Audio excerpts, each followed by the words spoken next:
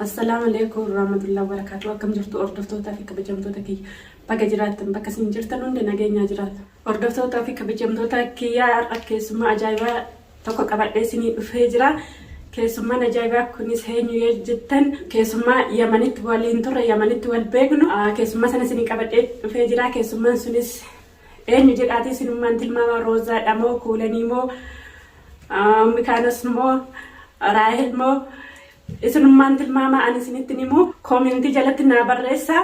Warra eenyu akka ta'e beektan immoo dhumarratti badhaasa qabdu. Obboleettii kiyyee kan hin baay'ee kabaju kan hin baay'ee jaaladhu Yaman keessatti kan waliin turre na waamtee turte mana ishiitti anatti natti mijoofne. Kanaafuu ana bira kootu jedheen ishiin na bira bakka sanarraa kaatee biyya ishiirraa kaatee ana bira magaalaa Amboo dhufte. Samuna kana Yamanitti deebi'uuf deemti. Otoo sin argin deemattee na dawwalaa turte na dawwalte na jajjabeessaallee turte abshirnaan jechaa turte na bira dhaabbachaa turte. Osoo dhuftee sinitti dhiyaatiin otoo sinin dubbisiin dura baay'ee galateeffachuun barbaada. Baay'ee galatamu jedhaani akkasii Raahel gara istiidiyoo kiyyatti isin affeera. Raahel gara naqatu.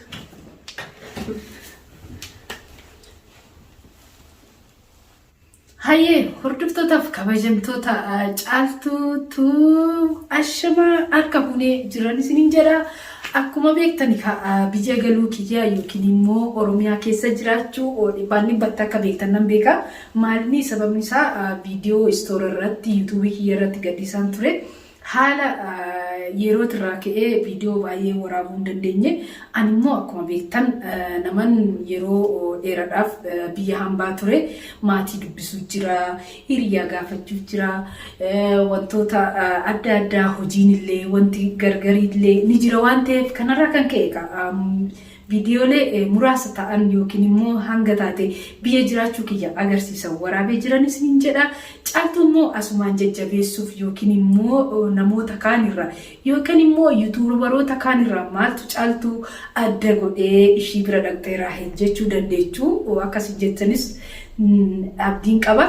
Kanaaf akkuma beektan caaltuu jajjabeessuuf yookiin immoo gaafachuu fi isinillee miidiyaalee sooshaal miidiyaa hordofaa jirtu waa'ee caaltuu maal akka saamaa jiru isiniif in ibsu viidiyoo irraa waan dhageessanii yookiin dhageettiin keessan dhibbatti waan beektaniifanii kanan ifa isiniin hin goonan isiniin jedha. Kanaaf yeroo muraasan booda yookiin immoo torbee tokkoon booda akkuma beektani biyya dhufetti Yemanitti waanan deebi'uuf asumaan akkuma tasaa ni beektu sabbataa fi Amboo hangamuu walirraa fagaatu. Sa'aatii kanatti Finfinnee irraa waa bitachuu yookiin immoo kan akka tikkeettii murachuu maal karaaf waan deddeebi'uu qabnuuf silaan karaa kana dhufaa. Maalifan hiriyaati yatana dhaqee jajjabeessee haala jiru Yemenii fi as gidduu wantoota sooshaal miidiyaa kanarratti haasa'amu yoo danda'e akkuma beektanii waan kana furmaata laachuu fi yoo danda'e furmaata laadhaa fi yookiin yoo ta'ullee baatee achillee taa'ee jajjabeessee kara kiyyatti fidaa yookiin waan sooshaal miidiyaa kanarratti haasa'amuuf furmaatan ta'a jedheetinan abdii qabaa. Waaqayyoon gargaareen isiniin jedha. Kanaaf caaltuu baay'een kabajaa baay'een jaaladha.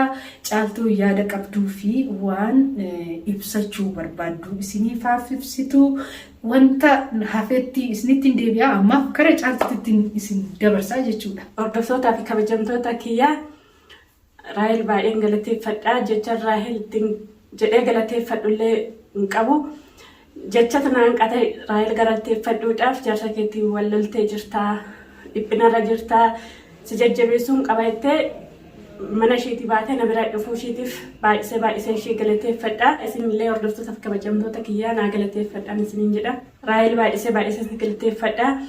Bakka sanarraa taaksii qabattee jiru iddii kana keessatti maallaqa kee baastee na bira dhufuu keetiif baay'een si galateeffadha. Kuni galata barbaachisu maaliifin dirqama lammummaa yookiin dirqama obbolummaa waan ta'eef kuni galata sirraan barbaadu caaltuu waa'ee kanaatiif.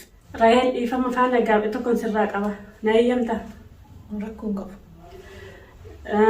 Gaaf if deebii osoo hin ta'in asumaan hordoftoota kiyya faana wal si barsiisuufini namni hundumtuu namoonni hunduun naa bilbilaniit fayyaa na gaafatatillee na bilbiltee tedda biyya galte fayyaa na gaafata ture na jajjabeessita. dhuftee namoota hundarraa adda taatee dhuftee manatti na jajjabeessuu keetiif fayyana gaafachuu kee maaltu barbaachisa? Hayyee caaltu wanni nani qaaman dhufeef maaliif seetee telefoonaan wanti haasa'anii fi wanti qaaman haasa'an wal qixaa miti. Maaliif naan jedhe ani wanna keessi kiyya natti dhaga'ame yeroo dheeraaf sa'aatii 2-3 telefoona sitti haasa'uu hin danda'u.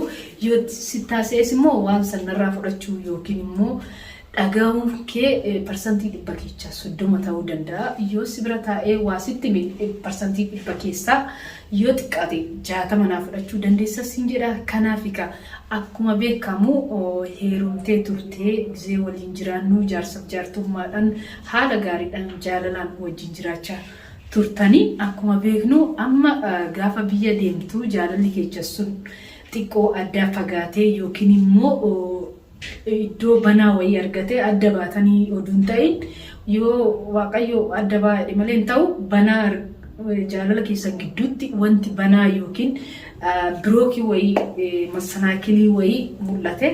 Kanarraa kan ka'e kan caaltu akkuma beekamu akkuma sooshaal miidiyaa irratti deemamaa jiru nikaan keetillee yookiin kan isaatillee adda baanee nikaan keessan yookiin immoo samaanaan jechuudha warreen nikaan beekneef akkasii wanti sun oduu haddan citiin oduu jaalalli keessa sun hin boora'een nagumaa wal geggeessitanii adda baatan gaafa ati biyya deemtu oduun kara saatis oduun kara keetis gidduu kana deemee wantoota baay'ee akkasii walirraa fagaatanii fi yookiin immoo akkasiin seera walitti naasofne isin godhe. Kanaaf wanti ani mana dirasii yookiin immoo hanga qe'ee keessanii kana dhufuun kiyya baadiyyaa kana keessa dadhabee dhufuun kiyya waa tokko bu'aa buusaa yookiin immoo naaf dhageessa jedhee kananii dhiifamaa waliini.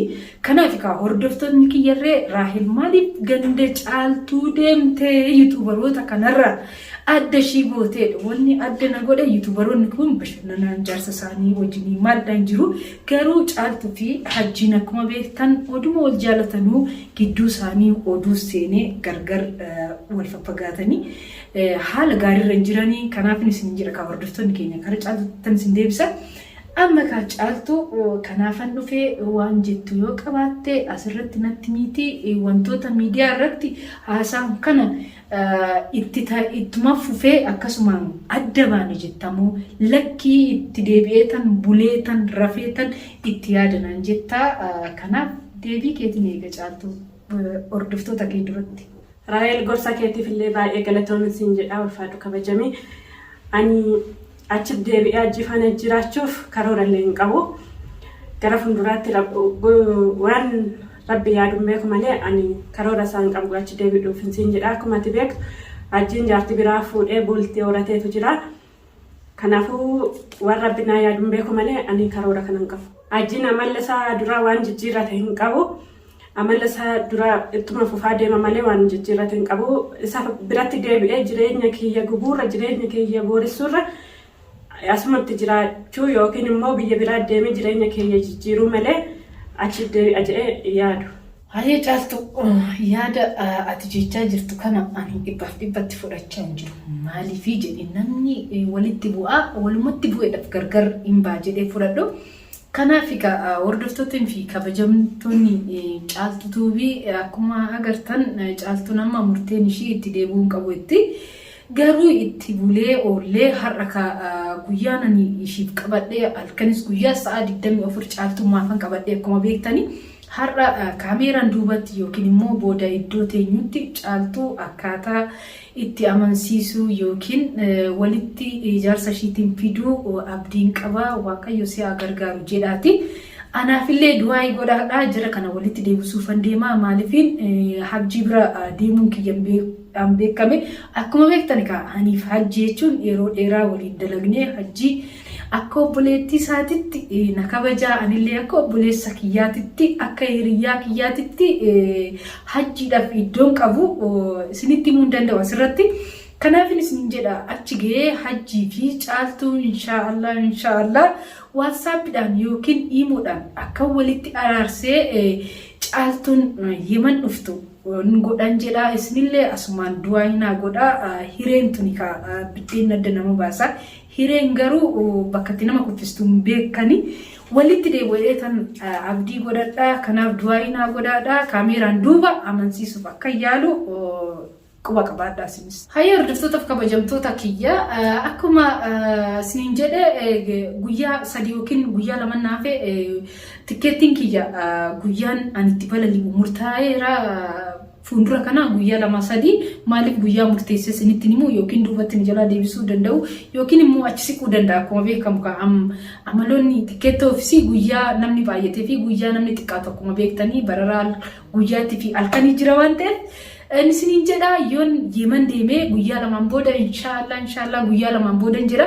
Yemen on dhaqqabee guyyaa 2 booda guyyaa tokkoon boqodde guyyaa sadaffaatti hajji illee isinii qabee akkan dhufu abdiin qaban isiniin jedha kanaaf hordoftoonni fi kabajamtoonni caaltuutuuf koomentii irratti naa barreessaa yaada naa kennaa caaltuun irree koomentii isin barreessitan kanarraa laaltee akka garaan naa laaftu inshallah du'aayinaa godhaan jedha ani jechoota kiyya kanuma irratti fixee galatoomaa inni waan dhuftee laaltee fulfaadhuu galatoomaa siin jedha ireen kan rabbiiti waan ta'eef nuti murteessinu rabbitu murteessa waan ta'eef hin beekamu waan rabbi na murteesse yoo ajitti sin deebitanaan jedhee rabbi bira jira waan ta'eef ani murteessuu hin danda'u hordoftoota kiyyaa raayil naa galateeffadhaan siin jedha raayil galatoomii ulfaadhu kabajan hordoftootaaf kabajamtoota kiyyaa ulfaadhaa galatoomaa amma dhuma sagantaa keenyatti waan hordoftaniif ulfaadhaa galatoomaa amma viidiyoo biraatiin walitti deebinutti nagaatti.